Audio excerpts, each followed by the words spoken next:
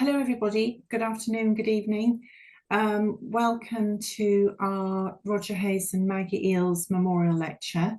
I'm delighted to be able to introduce Dr. Rinchen Chophel. Firstly, I just want to apologise for some technical issues we've had at the start of this, but thank you for persevering and joining us. Next slide, please, Ellie. So, as I said, we're very excited and delighted to have Dr. Rinchen Chophel with us today. I'm sure he'll let us know a little bit more about himself. He's flown from Bhutan to Kathmandu to be with us today virtually. He is currently the Vice Chair and Rapporteur of the UN Committee on the Rights of the Child, as well as Director General of the Southeast Asia Initiative to End Violence Against Children, SIVAC.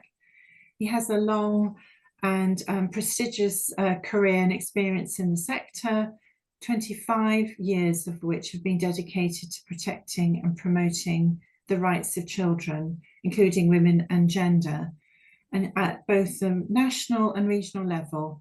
He's a member of the UN Working Group on Children's Rights and the Environment, with special focus on climate change, launched last year. So I'm delighted to hand over to Dr. Rinchen Chophel, who will give his reflections on child participation. Thank you. Thank you, Felix. Thank you very much for the introduction. I believe it's more than comprehensive. I just want to extend my greetings to all those who are joining today for this very important memorial lecture. And I'm greatly honored to be invited to speak today.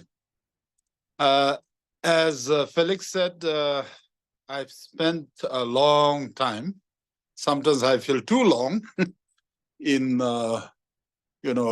trying to make a difference in terms of promoting and protecting the rights of children at the national, at the regional, and now also at the global level. And today, I'm particularly excited because the theme is on child participation, which I think is the most important aspect of children's rights that we need to push forward strongly as we move forward. I also hope that as I go along, if anybody who has any clarifications, you are most welcome to stop me. And if you feel I'm going too long, you're also most welcome to ask me to shut up. So let me start. As a member of the UNCRC committee, I think it's only right that I start off with a little reflection from the committee's side. Now, as you all are aware, yesterday, 20th November, globally, we celebrated or observed the International Day of the World Children's Day, and also the 35 years of the Convention on the Rights of the Child. And this convention, of course, is a huge,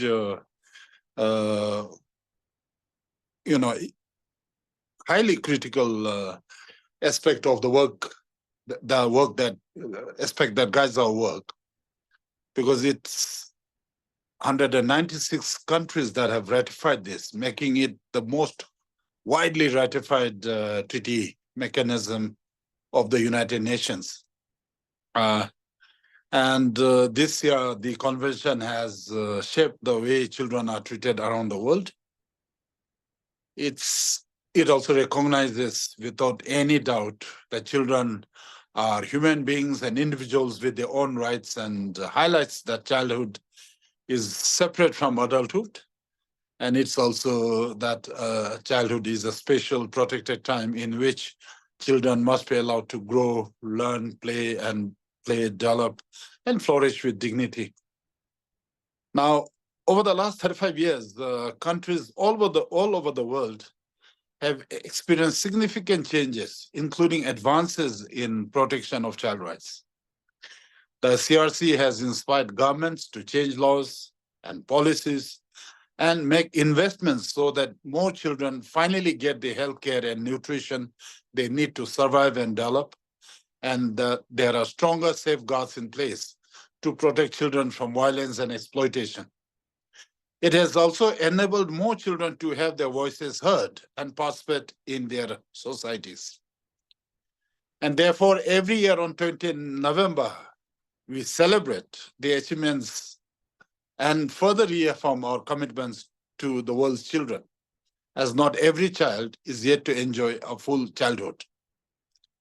It is therefore imperative for our generation to demand that leaders from government, business, and communities fulfill their commitments and take action for child rights now, once and for all.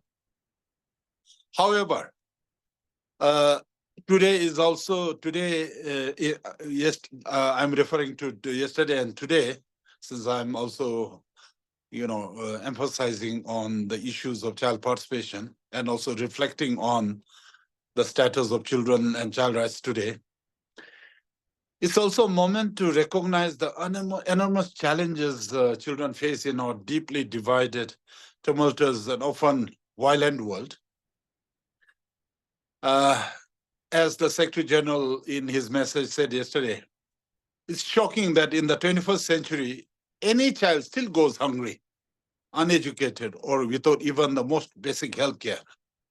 And he says that it's a stain on humanity's conscience when children's lives are caught in the grinding wheels of poverty or upended by disasters or violent conflicts that are killing and maiming children.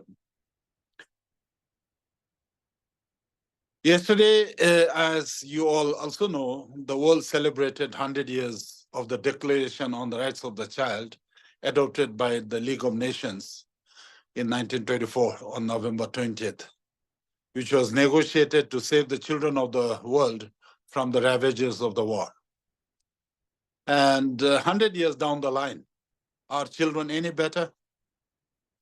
Well, I'm sure all of us will agree.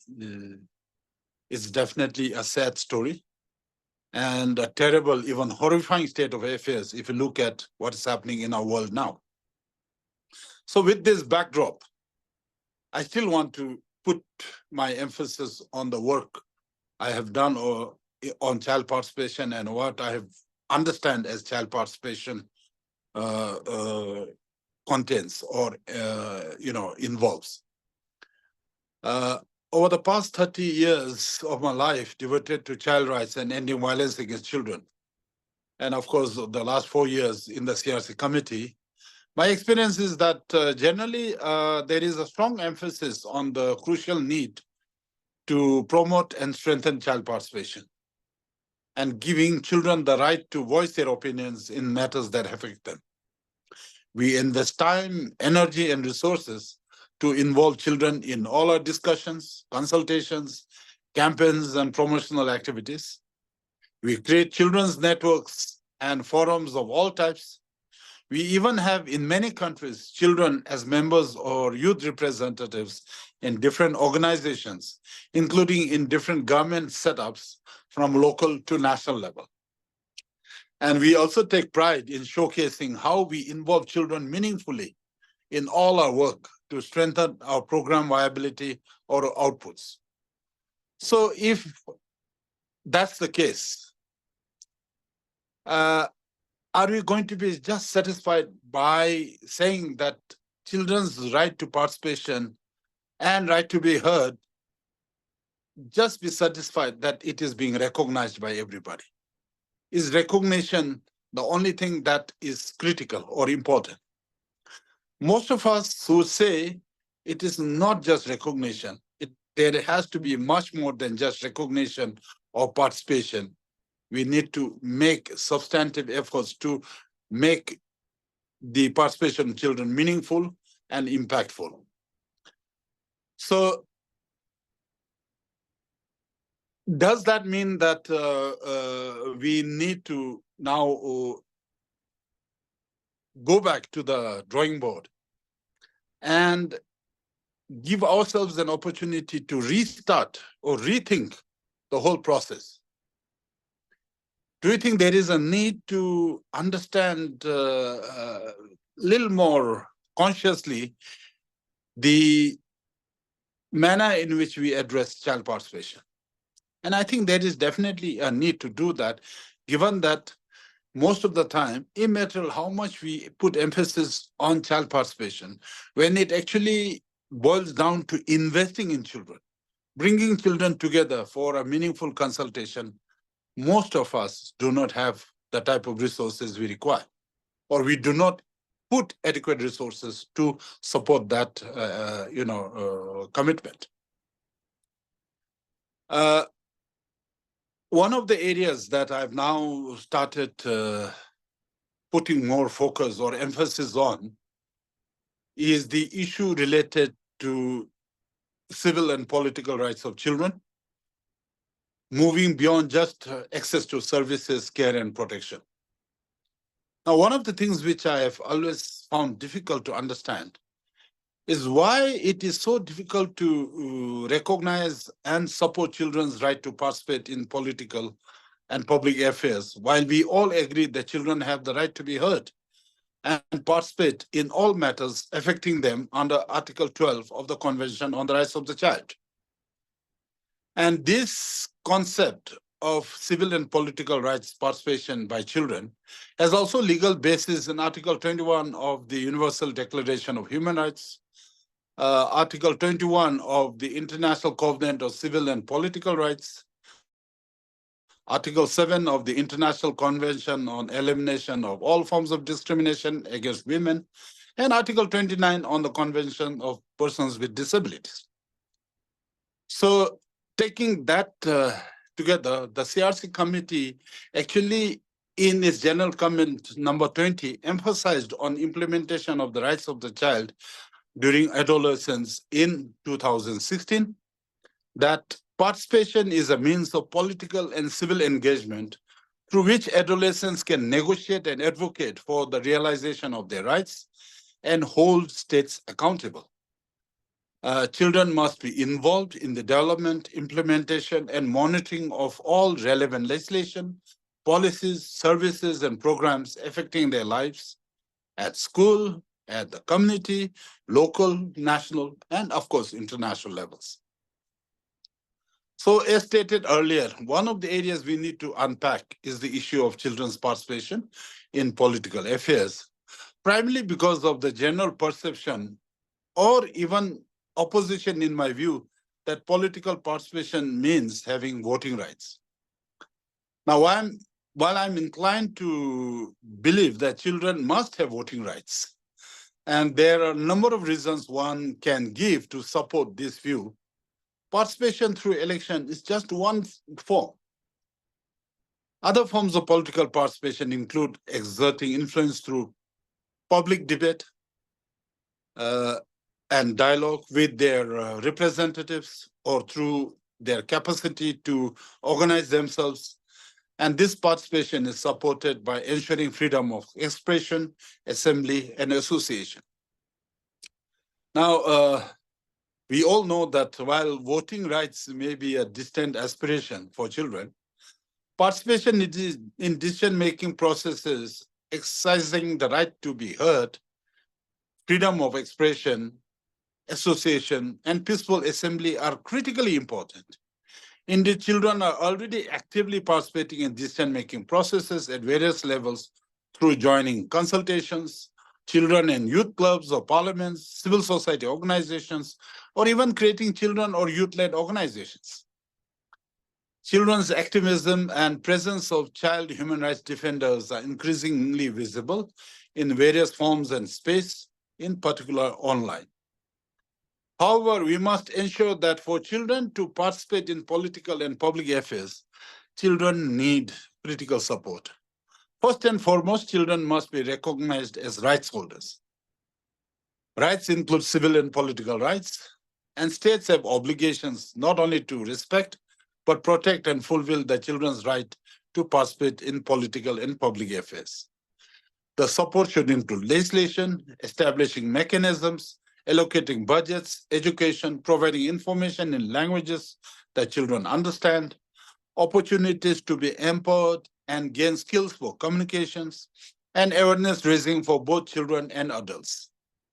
Supporting children should start at all levels of society, at the community level, in the family, and in schools, as I stated earlier, paying particular attention to girls, children with disabilities, younger children, children out of school, migrant children, children in rural areas, children in poverty, and all children in disadvantaged or vulnerable situations, including street-connected children. Now, child participation cannot be seen in isolation or from a purely thematic perspective, but requires a multisectoral and multidisciplinary approach, which involves a wide range of stakeholders, including government, multilateral agencies, donors, communities, caregivers, families, and most importantly, children themselves. In the process, there should be genuine child participation, and empowering them will ensure greater ability to protect themselves. The children will have meaningful role to play and contribute individually and through child clubs or other forms they are involved in. Peer-to-peer education and youth mobilization has proven very successful in the South Asian context in bringing social change.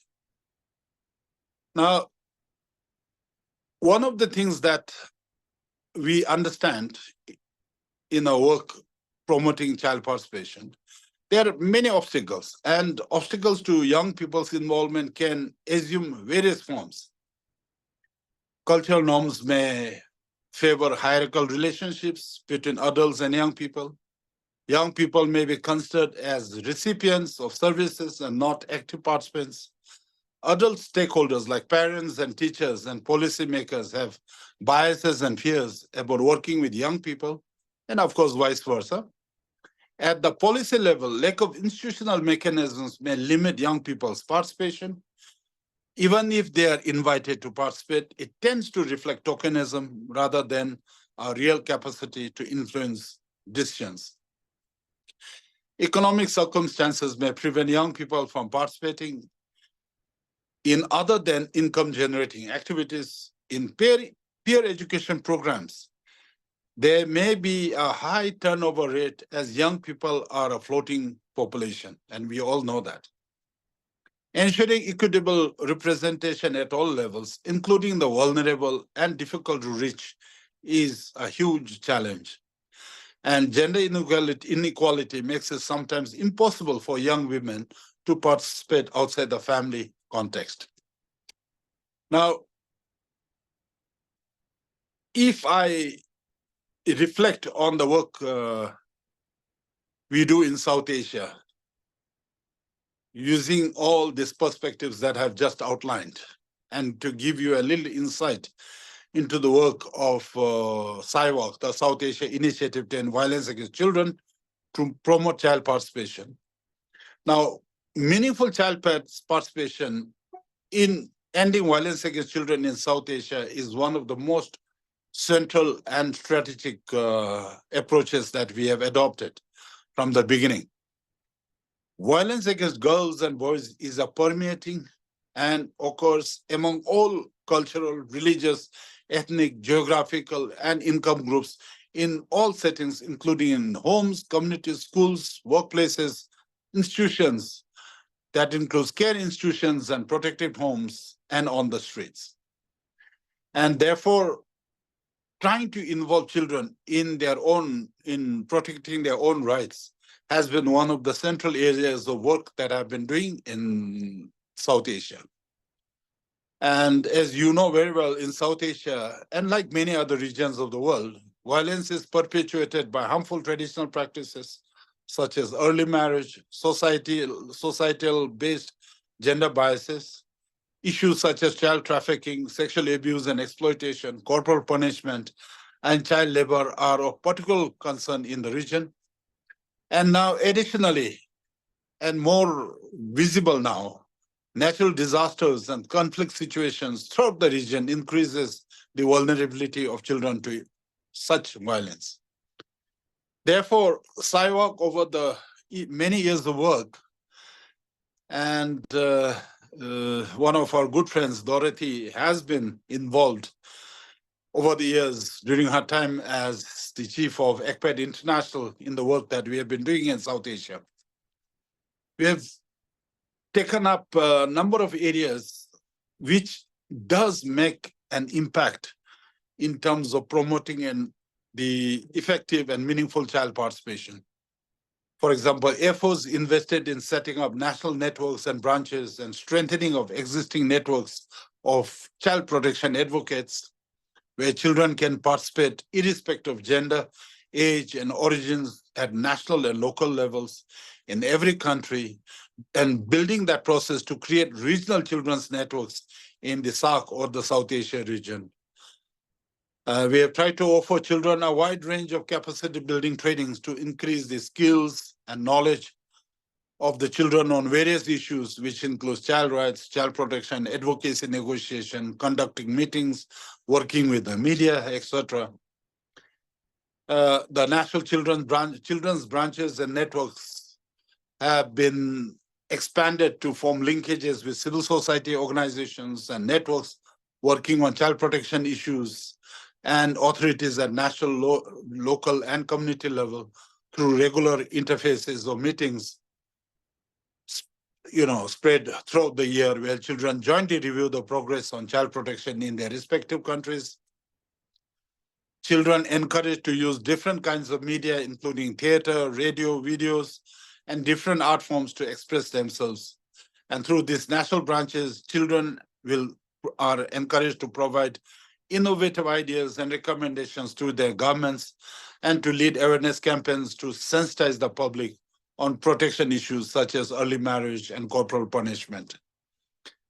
In order to ensure that I do not spend too much time on the work that we have been doing, I want to also say that the critical importance of building capacities of concerned staff, coordinators, or other key actors, including children, on the concept of ethical and meaningful child participation and how to mainstream it in national and regional programming becomes critical and central to all the work that we do. And this is where we have to make sure adequate investments are made and there are adequate policy frameworks that guide this process. So I think this is one area. And one of the things which in our excitement or in our enthusiasm to bring children together, to hold as many children's participation activities as possible, sometimes I have that nagging feeling that we do not put adequate emphasis on the critical aspect of child safeguarding within the participation framework. And I think this is something which must be underlined, and you cannot emphasize enough in terms of how it is crucial, because it may actually then backfire if you do not have proper, adequate, or the elements of child safeguarding within this whole participation framework. So it is, I think, critical, and we all understand that, and every agency has generally a child participation or child safeguarding framework. We have to ensure that child participation and child safeguarding go hand in hand. When children are involved in decisions about their safety and well-being, they are more likely to be aware of their rights and are less vulnerable to abuse. However, the process of participation must always be guided, as I said earlier, by the principle of safeguarding. Children must be protected from any form of exploitation or harm during their participation. And therefore, for any activity related to children, ensuring adequate time and energy on child safeguarding with the people who are involved in conducting these events is extremely critical. So therefore, to achieve this, we must create systems that are not that not only protect, but also listen to children. We need environments where they can safely share their thoughts and experiences and convince children or make them feel confident that whatever thoughts and experiences they share will be taken seriously. Now, as I said earlier, in our enthusiasm to promote child participation, we may unintentionally overlook or compromise safeguarding measures.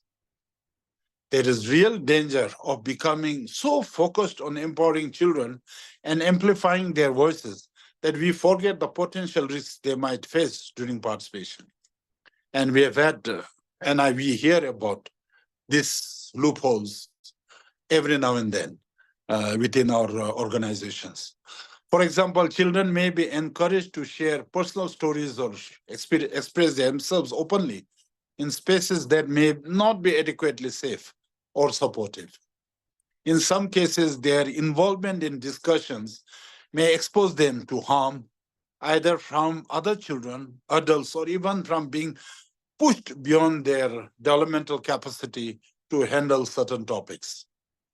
And even in the CRC committee, when we meet children from different countries in the process of holding state-party dialogues, we see that risk and we see that vulnerabilities every now and then explode and makes it extremely difficult in terms of how we handle child participation meaningfully. It is important to recognize that while giving children a platform to speak is vital, the environment must remain safe and protective at all times. We cannot emphasize that enough. The more we ask children to participate, the more we must ensure they are not exposed to situations where their well-being is at risk. Without this balance, well-intentioned participation can only slip into situations that compromise a child's safety. For instance, peer pressure, exploitation, or even inappropriate content can become risks when children are encouraged to share without proper guidance. Their involvement in discussions or activities could expose them to harmful situations if safeguarding protocols are not followed closely. We must always ensure that their participation does not unintentionally open doors to harm. So, while child participation is central to all the work that we do to promote and protect children's rights and to build children to become, adequately informed about their rights and to take meaningful roles as they take responsibility for their future, we have to ensure that we provide these safe spaces with clearly defined policies and protocols. Now, to draw to a close my attempt to expand on child participation, I also want to bring to your attention that this is ongoing work for me and my organization and my partners and networks in South Asia. I flew down to Kathmandu, as Felix informed you, because we are now holding a 3 days National Assembly of Child Human Rights Defenders in Kathmandu, which has been built on the past 1 month of consultations with children in the 7 provinces. And we are going to try and dissect the issue of civil and political rights. We are going to look at bringing an intergovernmental platform, interministerial dialogue on children in emergencies. We are also trying to see how children's perspectives can actually form part of the review process that South Asia is going through in terms of updating our regional action plan to end child marriage in South Asia. On 26th, I'm flying to Delhi, and on 27th and 28th, we have 2 days India National Consultation, Children's Consultation. And this 2 days India Children's National Consultation has been built on 21 state children's consultations. And we are looking at all thematic areas of South Asia Initiative to End Violence Against Children in terms of how children's perspectives can be captured and how children can be involved in driving this regional agenda of ending violence against children in South Asia. So we are going to deal with all aspects of violence: child marriage, child labor, corporal punishment, trafficking, sexual abuse and exploitation, including online safety. And more importantly, trying to look at the current emerging issues of children's rights and environment, with special focus on climate change, issues of children in emergencies, children on the move, and also to see how within the Indian network we can strengthen the child participation thematic groups at the state level as well as at the national level, so that we put children as important partners in our drive to end violence against children in South Asia. And I hope that whatever I have been able to place before you in terms of what child participation is all about, from my perspective and from the perspective of the work we do, I'm sure everybody understands that. But if you have any questions, I'll be more than happy to respond and to build on whatever areas that I've presented here. But I want to thank all of you for your attention. And please forgive me if I have not been able to make it very interesting and very informative. Thank you very much. Thank you so much, Dr. Rinchen. That was incredibly informative, and I particularly valued your wise advice around pairing, the right and adequate child safeguarding in any form of child participation. I think it goes hand in hand. So yes, we'd like to open the floor. Does anybody have any questions while we have the valuable time of Dr. Rinchen with us?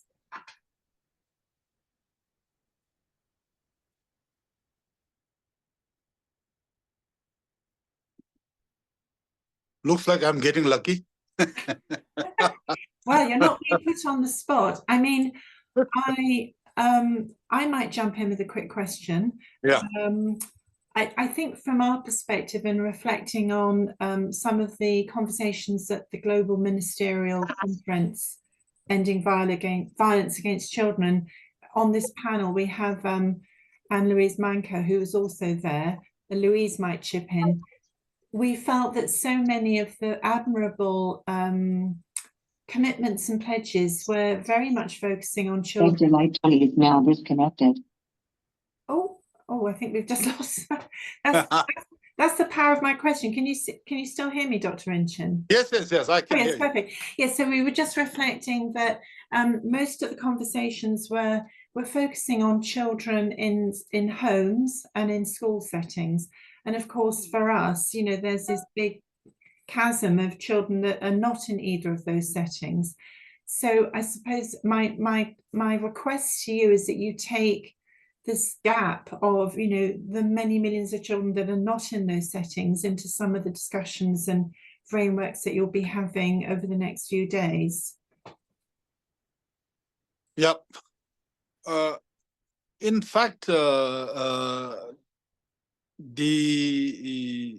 this is one of the biggest challenges we have now as we move forward. We keep talking about missed opportunities. We keep talking about letting children down. And most of the time, it focuses on children who are neither in the institutions or neither at home. And most of them, surviving on the streets or are connected on the streets. Now, when we push the governments to show some tangible,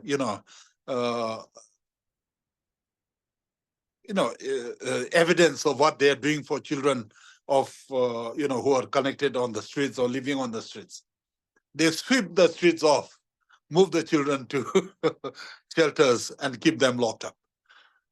And that's another terrible thing. I think no child should be, should be placed in settings like that.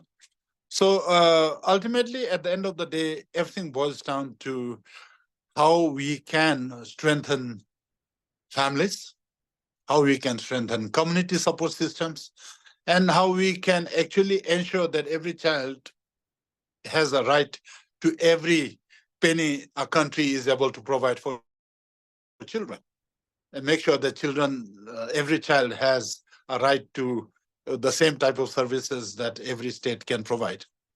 I remember when at least 4 countries delegations who went to Bogota, one of the issues which strongly came out in our debates is about, the lack of capacity of communities and families to provide care. And on the other hand, this whole element of ensuring the children are not institutionalized, not placed in closed settings. I think that has been one of the biggest debates. And I think that's something that we need to now open up more and more. And I think most governments would take the easy way out of, and in the same country where I am now, that's what's happening in Nepal. Every time you talk about, ending violence against children, adequate protection for children, and they say that, oh, we are taking care of the children, and they take the children and place them in institutions. And that vicious cycle goes on. So I think that's definitely something that we need to consider seriously as we move forward. And maybe, as I said before we started the talk, in 2025, now we are hoping that we will be able to put together all the pledges of the governments of South Asia, the pledges that they made in Bogota, and then convene a regional review of those pledges and see how strategically we can then put them in a plan for the next 3 to 5 years and keep working with the governments to fulfill those pledges. And I'm sure the question you raised will be central to the discourse and negotiations we'll have to deal with. Thank you so much, Dr. Rinchen. And before I hand over to the other, we've got 2 questions. I would just follow up with that and say, of course, the consortium and its members are really well placed to provide strong evidence of other approaches that governments should listen to and learn from. So I'm going to hand over to Mr. Paul Singh. Please fire away your question. Thank you. Thank you for this very interesting session, Dr. Chophel. I think I really appreciate for sharing this on child participation and how so important that children should be involved in decision making. And you put very important words when you said about child's participation, that participation in politics and public affairs. I really like that. When children, probably please correct me if that is what you did, but I understand that you said that children should be involved, particularly when decision making about children's rights and anything about I am from Chennai. I am from the southern part of India. We work with street kids, an organization called Karunalaya, and we are working with kids for the past 30 years, and we promote child participation by promoting their organizations, children's clubs, and we have children's leaders council, and they come together periodically and they discuss about their own growth, and they also discuss about issues that children are facing. And recently, we have been doing it for many issues, and kids have taken up, they raised their voice on many issues affecting them directly and also affecting other children. So it's been a very interesting movement that kids have come together, and we are trying to help facilitate that. So we are for that, and that's important. When our girls' shelter was trying to be closed, and girls stood up against the government. And recently, I have put also a link in the chat box about children's club leaders recommending the government about drugs-free state, against drug abuse, against availability of drugs. It's not about abuse, but government is making them available, but on the same time, they also claim children should not get into drugs. So that's a big issue that kids have given it. I really appreciate that when kids are involved in participation rights and when they take up issues, you rightly put that child safeguarding should be within the framework of child participation, because then, as you said, when we talk about street kids, they said, yes, we will do, and then try to clean the streets. When kids raise their voices, they take it very personally. And they want to attack the kids in different ways. That's the experience that we have. So we have to make sure that before the children take a step forward, we have to make sure that they are all supported. They are in a safeguarded zone so that they can raise their voice. That's very important, and particularly when kids are talking about issues which are very sensitive and which is challenging the government's policies or asking the government of their rights. So I really appreciate it. Thank you very much for that. And I think our kid may not be joining you in India when you're there in 27 and 28, but our children have voted one child to participate from our city or state. So I think that there'll be one girl coming there. But I will be happy to keep in touch with any progress in terms of that, particularly on child participation. Thank you for this very meaningful. Definitely, Mr. Singh, we should get in touch in the coming days. But thank you for your input. Thank you, Paul. And now I'm going to hand over to Smita from Toy Box.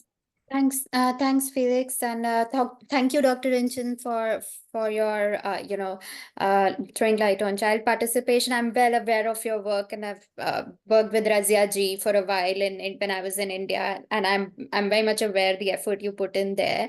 My question is very, very specific, and right now I'm working with Toy Box here in the UK, and we work with street connected children. And one of the issues which I have seen not only in Asian subcontinent but also in Africa is the issue of teenage pregnancies and the conflict the children have with local laws. And what are your inputs on it, and how at the international level you are pushing to end that form of violence which is there on children, and they don't have access to clinics or contraceptive support, and in many cultural contexts they are even prohibited. So I see a lot of young girls in the street being pushed into sex work because of these limitations. So what are your recommendations there? Thank you, Smita. This is definitely an area of huge concern. And it's not just the element of, unprotected sex. The issue is also related to the ability of, children to have access to contraceptives, the ability of children to have, their ability to protect themselves. The whole issue of, child marriages, and now the unions, because of the social media, that has become a major area. Currently in India, we have this campaign on ending child marriage. I'm sure you must have heard about that. And we continuously try and put focus on how we can end child marriage by bringing the role of children and young people as change makers and as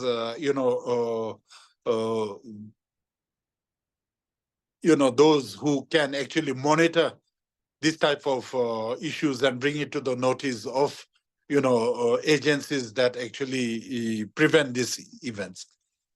Now, teenage pregnancy is something that cuts across every country in South Asia, and I'm sure that is the case everywhere.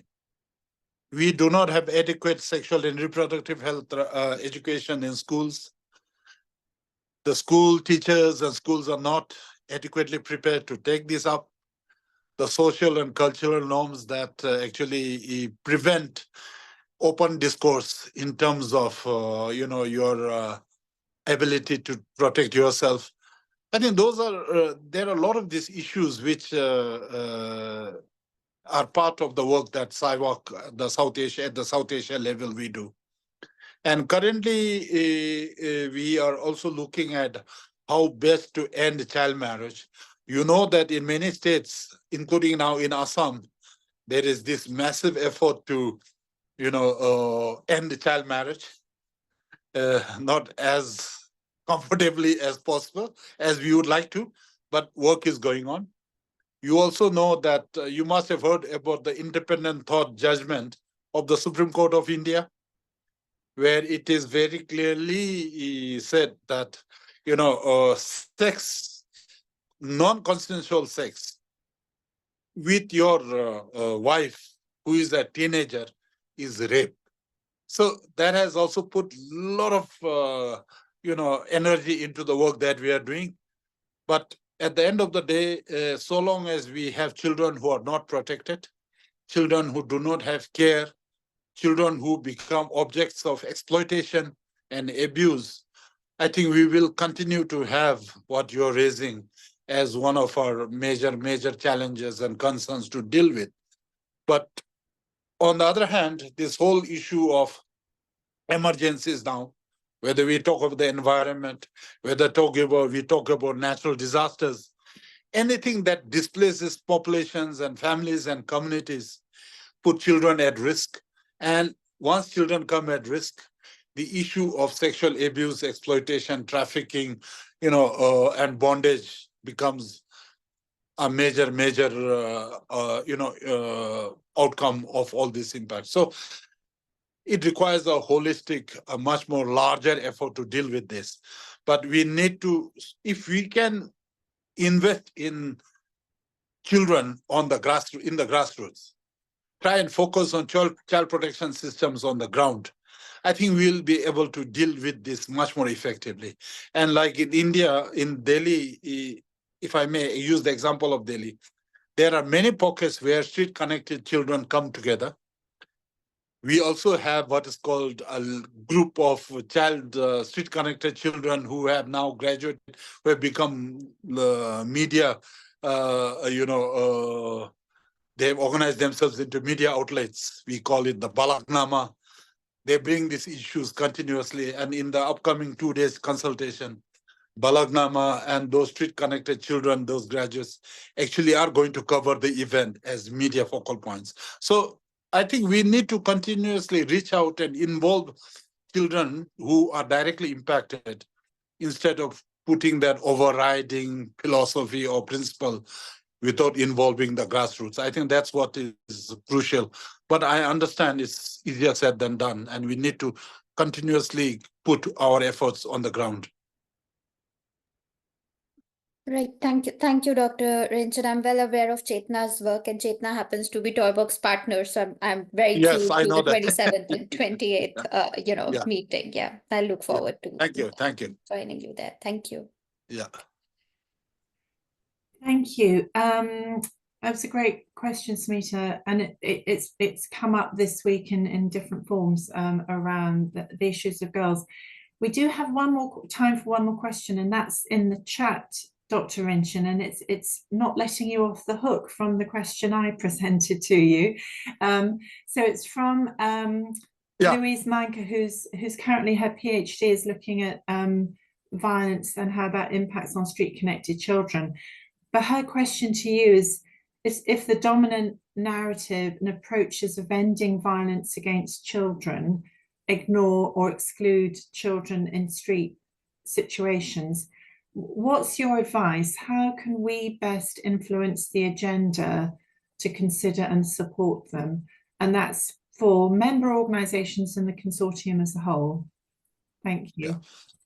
So one which I've always tried to put emphasis on in my work at the regional level or national level, or now more and more in the CRC committee when I meet with the state parties, is this argument that every child in that country, whether the child is living on the street or whether the child is a victim of any violence, has a right to every penny that country provides for children.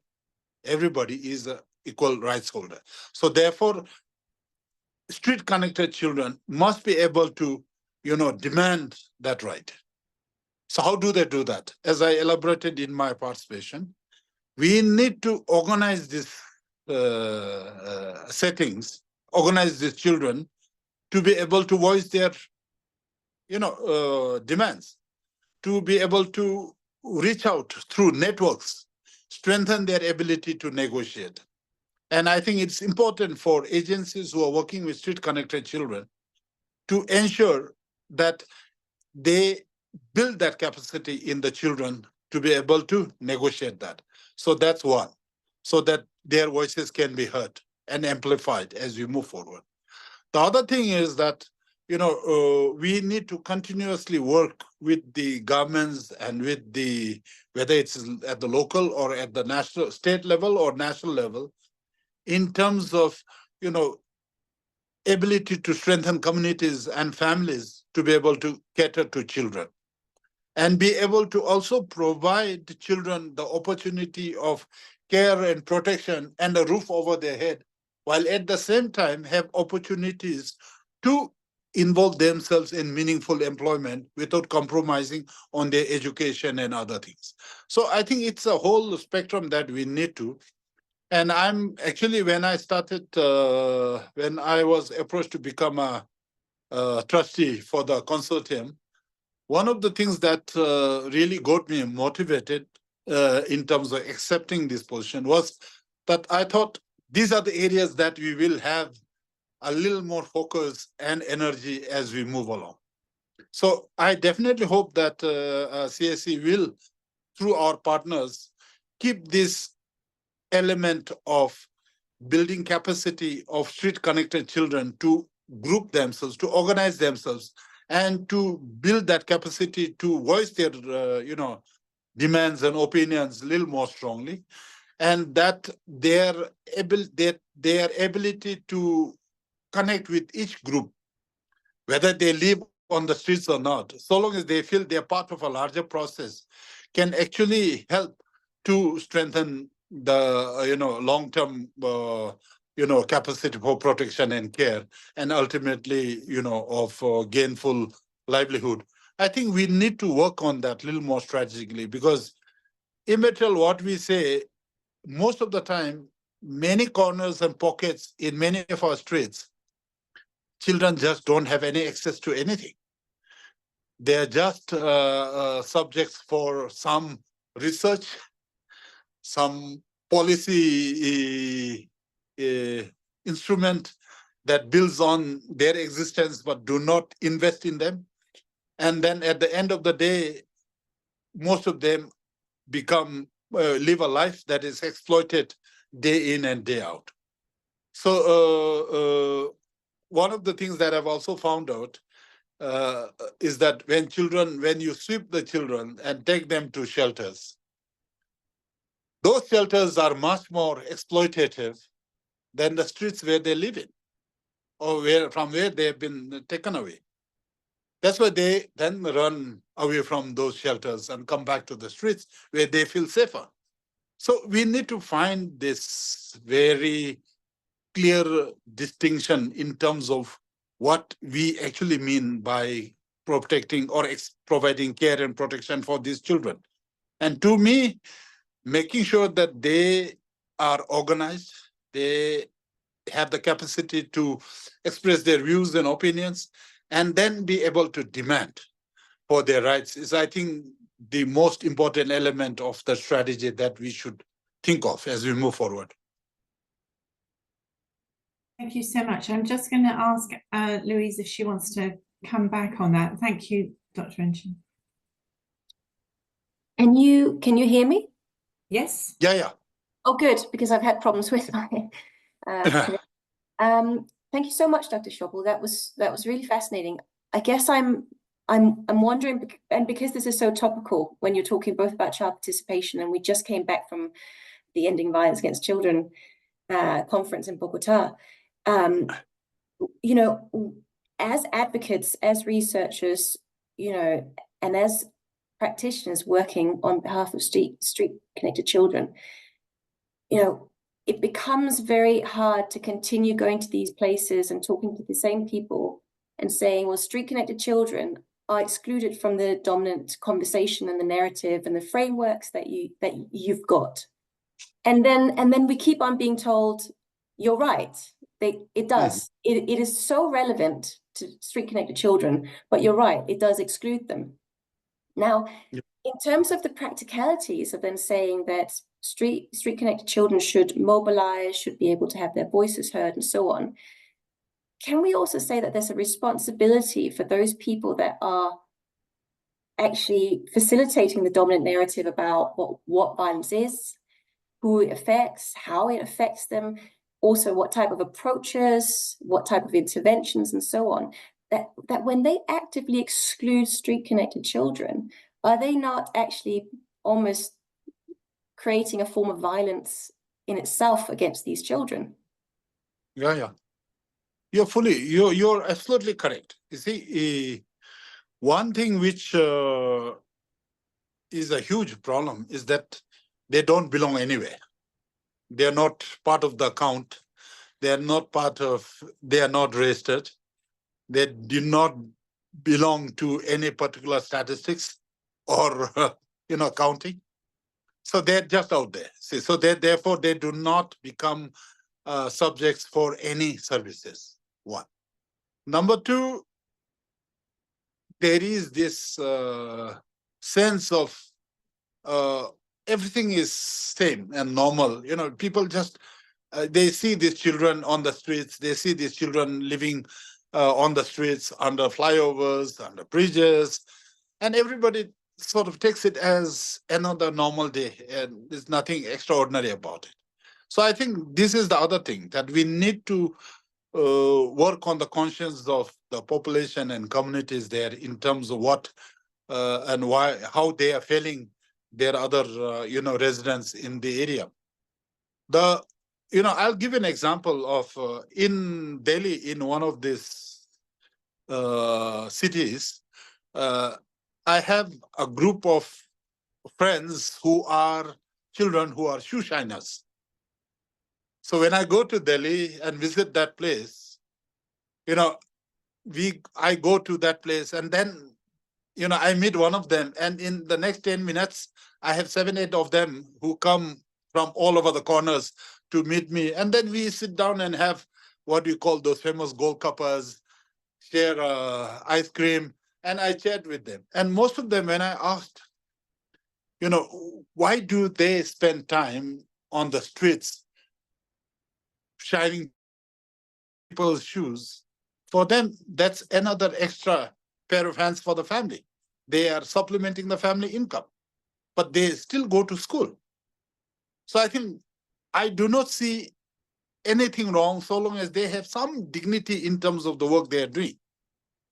But at the end of the day, still, if children have to make a living by working on the streets and shining people's shoes, and if the state agencies think that's okay, then something's really wrong. I think we have to be able to bring these things into sharp focus. And like you said, we have to make sure that this is not correct. We must ensure that we understand this is not normal and this is not correct. But it's easier said than done in a setting where different pockets are governed by different parties and political affiliations, and that the law and order system is so, pathetically, short. Really, there are a lot of this very difficult things that you cannot really put your finger on, but you know that something has to be done, and we know that we fail them all the time. And I feel very guilty every time I meet these children who, despite all the challenges, have always a smile on their face and are jumping around and happy with their lives. But the fact is that it's not what they should be doing.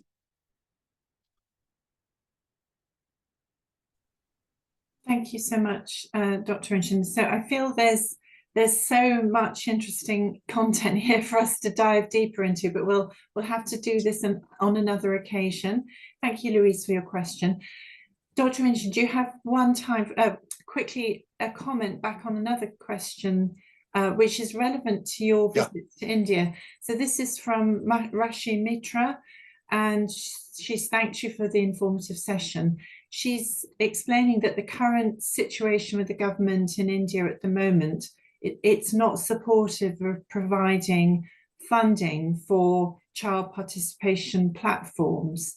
So the question to you is, how would SIVAC hope to tackle that challenge? Thank you. Well, in fact, you see, SIVAC and Government of India, we have worked together very strongly on strengthening child participation. In fact, in 2016, the SIVAC's fourth ministerial regional meeting was hosted by Government of India in Delhi. And there we actually had street-connected children who were invited to the ministerial conference. And the street-connected children were actually the media focal points for the conference. And one of the things that we try to showcase is how in the SIVAC process, child participation is cross-cutting in all the thematic work that we do. And that without a meaningful and effective focus on child participation, then SIVAC's thematic areas are considered to be incomplete in terms of the work we do. But probably it's not very obvious. But I know that from the NCPCR, National Commission for Protection of Child Rights, Government of India, they have fairly large resources for promoting child participation and working with children on the ground. I also know that they have been trying to work with different civil society organizations who actually promote child participation and work with children on the ground.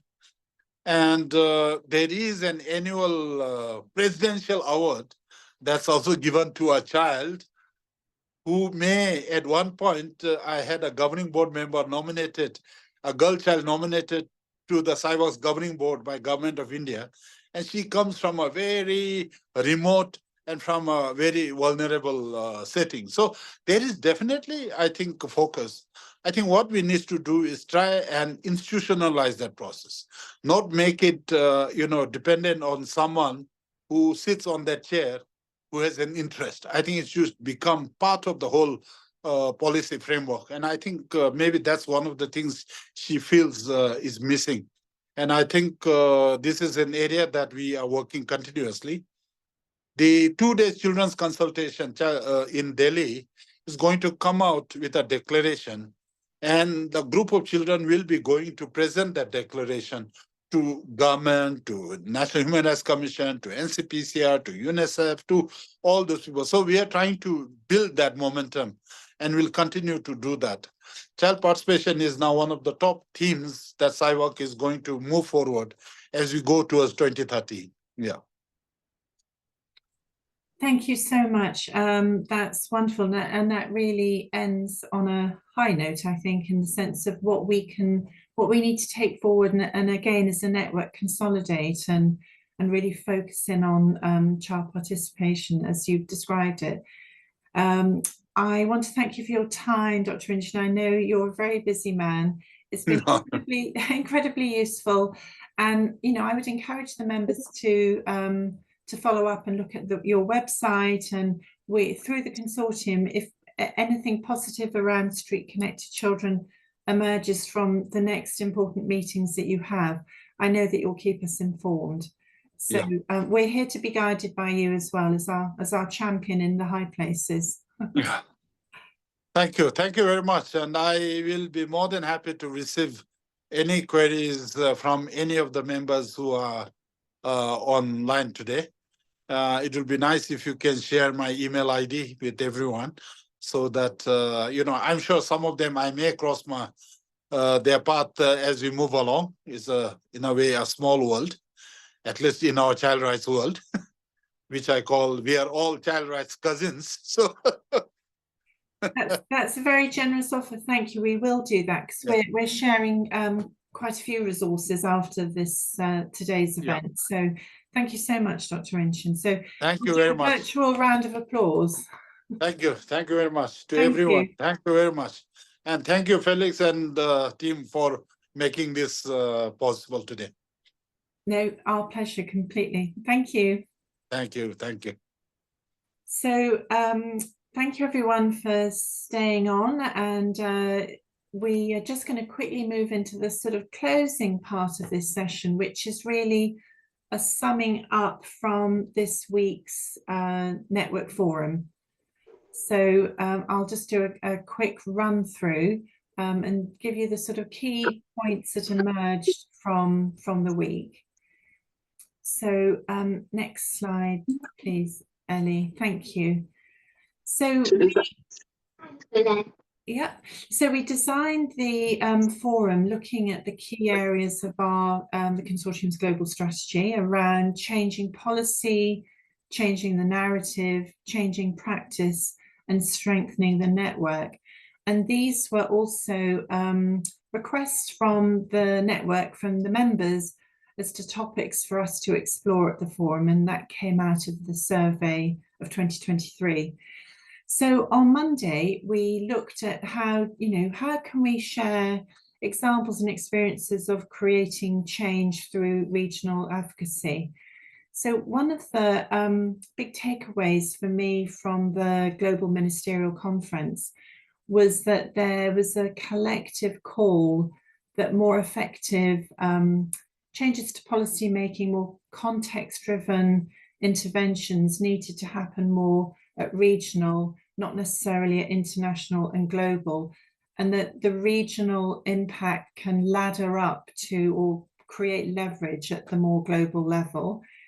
And so, of course, there's many synergies with some of the work the consortium is trying to focus in on now, a regional approach to advocacy in West Africa. And of course, some of you members have also been championing for years, as we're all part of a wider ecosystem of organisations working with child rights, and particularly street children's rights. The other big sort of headline at the Global Ministerial Conference was this focus again on children's voices, active participation. And I think one of the things I listened to and heard was a statement by a young survivor of violence, who said that it isn't just about participating, it isn't just about being listened to, it's about really being heard, and then really actions being taken forward. So, and creating that feedback loop is really important. And we'll come on to that when we talk about impact measurement. We also talked about promising practice, and this speaks to the issue of child marriage in particular. So the value of when the African Union championed eradicating child marriage across Africa, the potential for transformational change.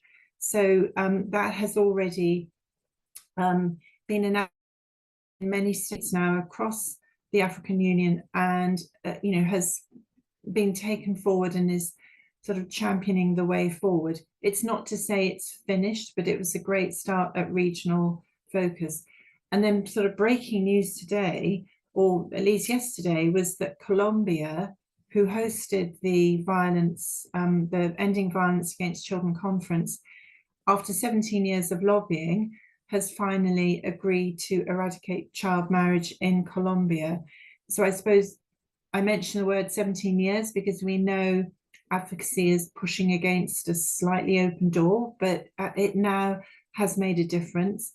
That will change the landscape for so many young girls across Colombia. And let's see how that impacts on street-connected girls in Colombia too. Dr. Rinchen spoke very powerfully again this morning about the strength of CIVAC, and where as a consortium we can work really effectively with Dr. Rinchen as our champion to inform us and us to advise him on what needs to be taken forward at regional level in terms of changing policy. Next slide, please. We then moved on Tuesday to changing the narrative, and we heard again from the Office of the High Commission on Human Rights, Emma Delgado, as well as Rigsa Wangchuk from Save the Children, on what meaningful participation really looks like and really means.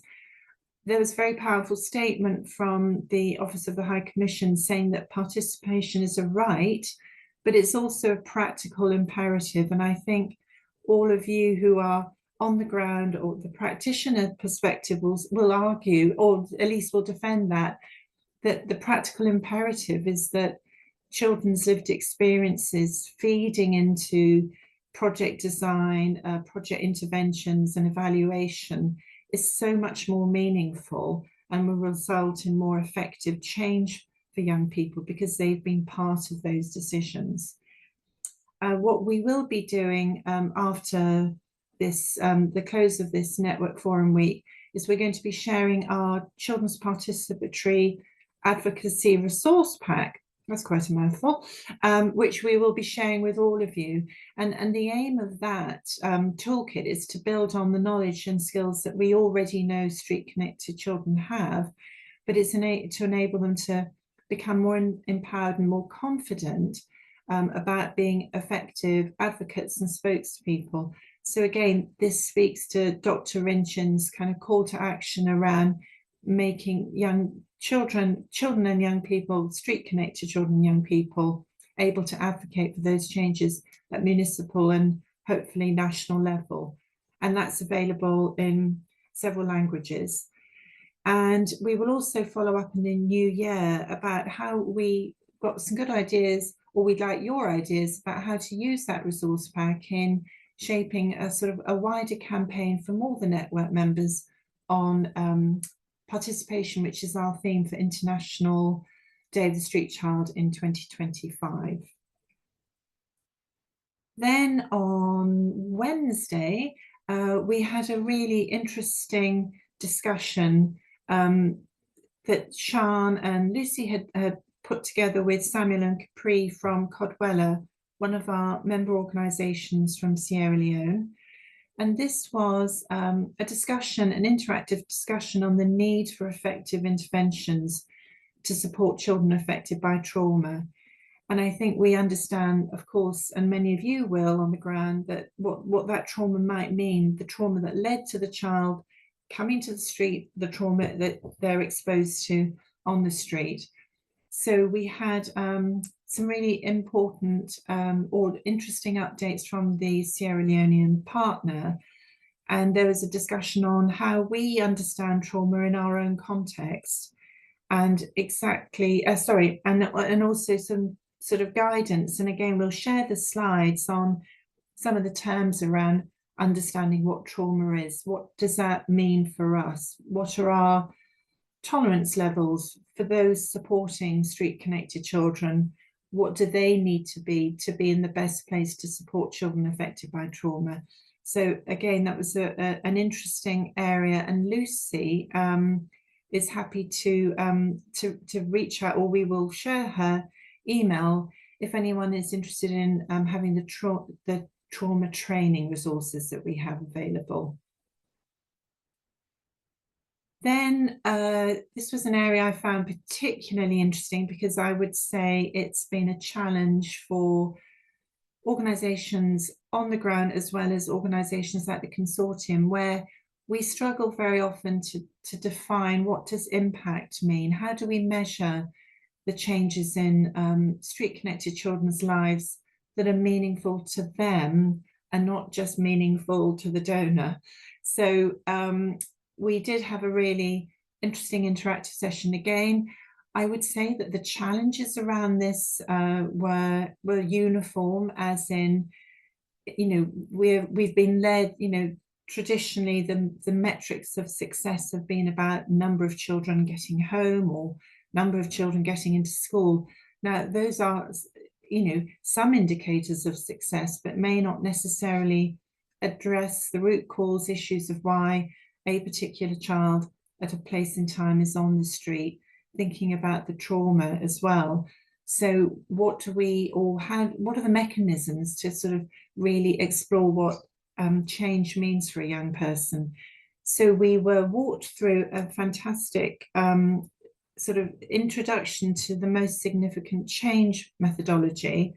And again, the slides that you'll see from that presentation will give you much more information on that.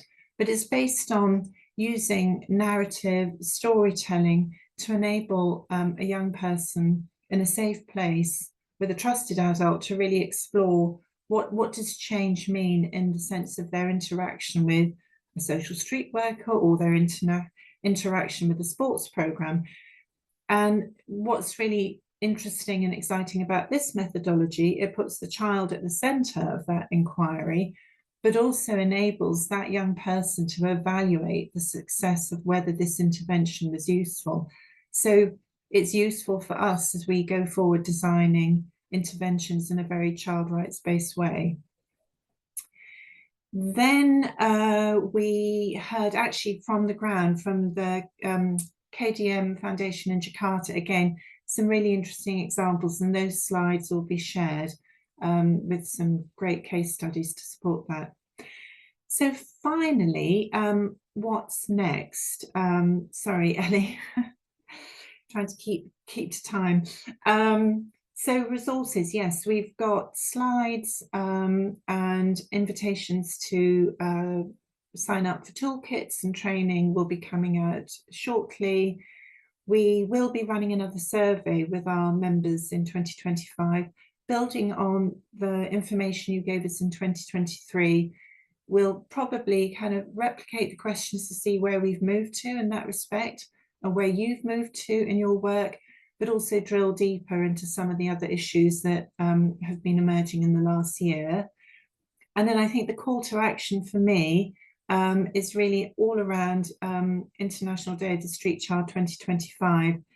Excited to have the members join in. If we can use the participatory advocacy toolkit with children to really get their voices, their participation in what that looks like, and that collective voice around